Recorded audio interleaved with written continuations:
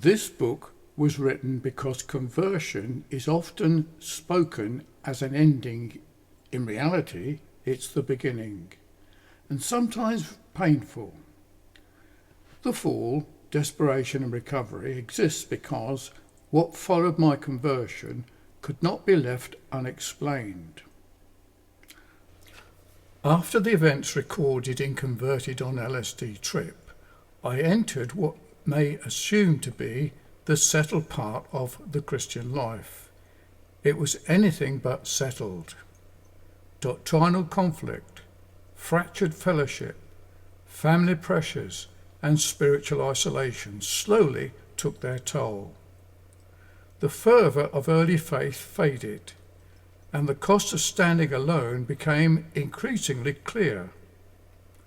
I found myself moving from place to place, geographically, spiritually, emotionally, often uncertain, often exhausted, and at times deeply depressed. This book records those years honestly. Not to excuse failure, nor to dramatise it, but to tell the truth about what it meant to live with unresolved conflict, broken relationships, and a troubled conscience. There were periods when I felt forsaken by God, not because He had changed, but because my own strength had failed. The story includes separation, loss, and personal collapse.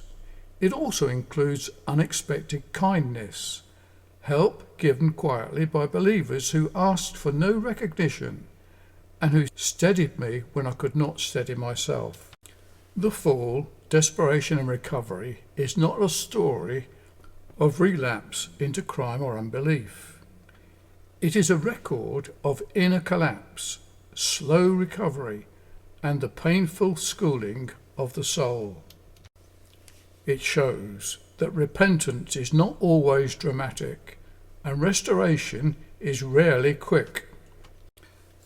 This book also explains how the path eventually led outwards, to renewed purpose, to mission work, and to involvement in prison ministry in the Philippines. Those later events do not cancel the early pain. They grew out of it. The Christian life is not a straight line. It is often marked by detours, losses, seasons of darkness that are only understood much later. This book was written for those who have known that darkness and who wonder whether recovery is still possible. The Fall, Desperation and Recovery exists because perseverance is rarely spoken of honestly. Grace does not only save, it sustains. If you have found that the Christian path has proved harder than you expected, this book was written with you in mind.